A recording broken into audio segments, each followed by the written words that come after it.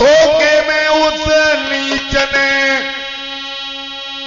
भोग नारी संग कियो।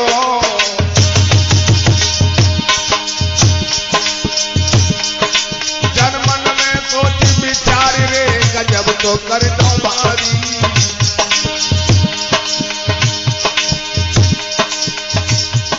महाराज नारी को तीनों धर्म दिगाई, करके यह तो कर्म रूप में गौ स्वयं वो आई। रानी के साथ में शब्द हो गया और अपने रूप में आ गया। जब रानी ने देखा अब तो लख पापी को रूप मात मन में घबराई गई है। अजमो लख मन में घबराई गई है, मैया मन में घबराई गई है, रे मात मन में घबराई गई है। अब तो लख पापी को रूप मात मन में घबराई गई है।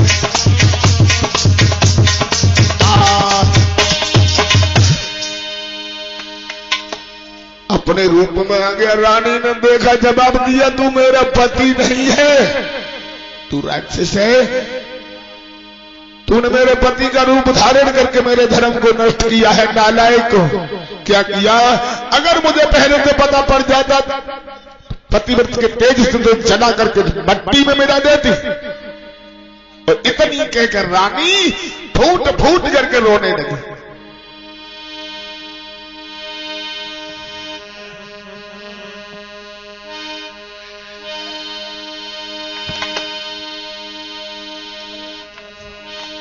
तेरो हुई सत्या ना तुरे रोई के मैया बोली।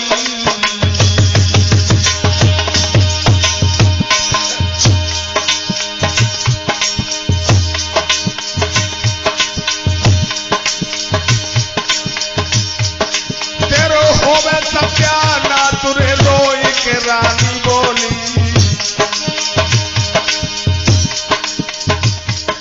रानी ये अकेली बगिया में बच छूट गई हम जोली।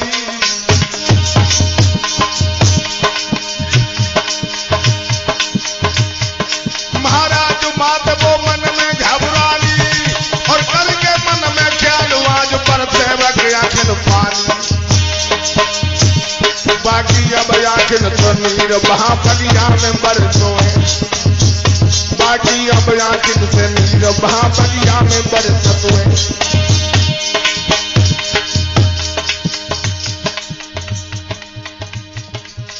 नींद पेट नहीं जाई अब होनहार सो होवेगी होन।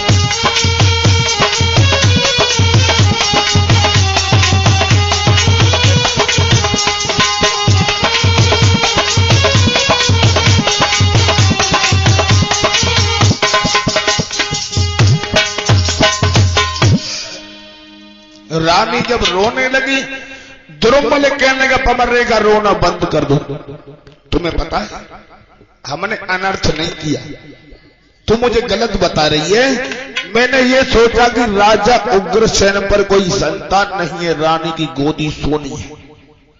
मैंने वैसे तो गलत किया है, चाहे गाली दे चाहे श्राप दे दे कुछ भी कर, लेकिन ये बात किसी को बताना नहीं, क्योंकि मैं तो चला जाऊंगा, तेरी बदनामी होगी।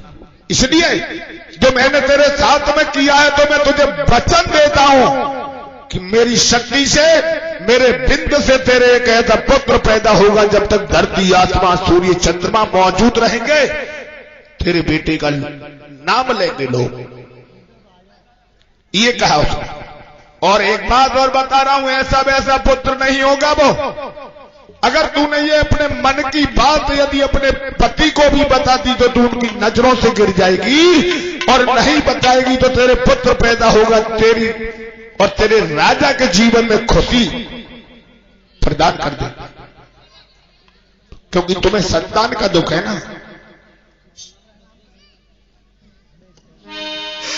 और क्या बोला? मेरे समान योद्धा होगा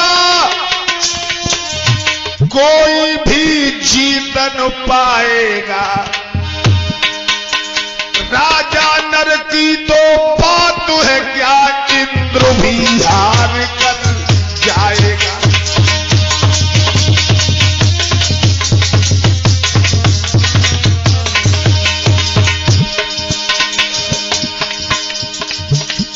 राजा या किसी मनुष्य की तो दूसरी बात है, देवताओं का राजा इंद्र भी उसे नहीं हरा पाएगा युद्ध में।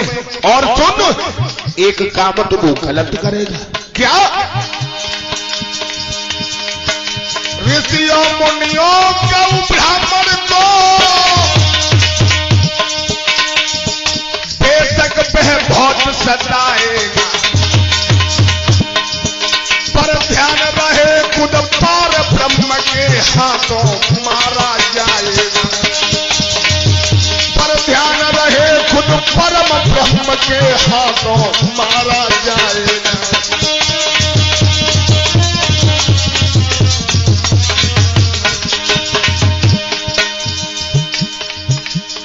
समझा कर यो पवन को गौ पिशाच सिधारी,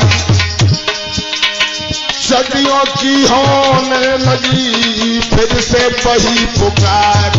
करिया नागिनी बन के जग गई, काना के डूबा दुनिया। मोर नागिनिया बन के जग गई, काना।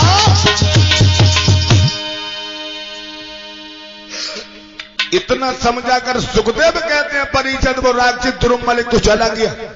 और इधर रानी की जो बगिया में सहेलियां घूम रही थी वो सभी सखी आएगी। महारानी साहिबा तुम्हें ढूंढते ढूंढते हम इतनी परेशान हो गए, तुम कहां थी? रानी कहने लगी बहना तुम तो हमें तभी छोड़ कर निकल गई। हमने तुम्हें बहुत ढूंढने की कोशिश की लेकिन तुम नहीं मिली। और जो सहेलियों ने रानी के वस्त्र देखे, दशा देते। महारानी साहिबा ये सब क्या है? आपका श्रृंगार बिगड़ा हुआ है, आपके वस्त्र। लेकिन रानी कहने लगी वो पेट वाली बात दबा ली। और ये बात सत्य है, रहीमदास जी ने लिखा है, रहे मन पर घर जाई के दुख न कहिए रोई, बात न कोई सकत है और हंसी करे सब कोई। रानी बोली बहना एक हट्टा कट्टा सा बंदर आकर के मुझे पछाड़ गयो। बहना सारो सिंगार बिगाड़ियो, मेरी साड़ी को फाड़ गयो।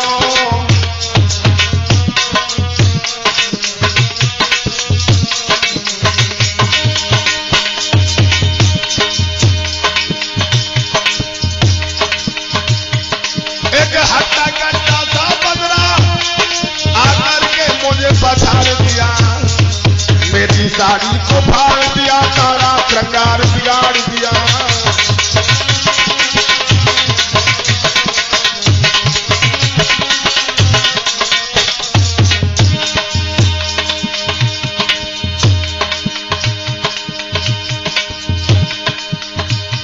गोविंद तुम्हारी जय होवे,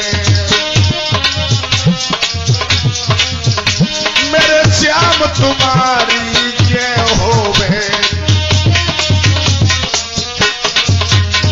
गोपाल तुम्हारी जय होवे।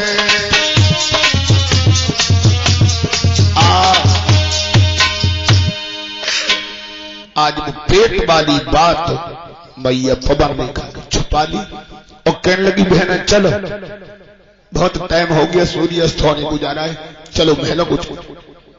आज सहेलियों को साथ लेकर महलों के लिए चली।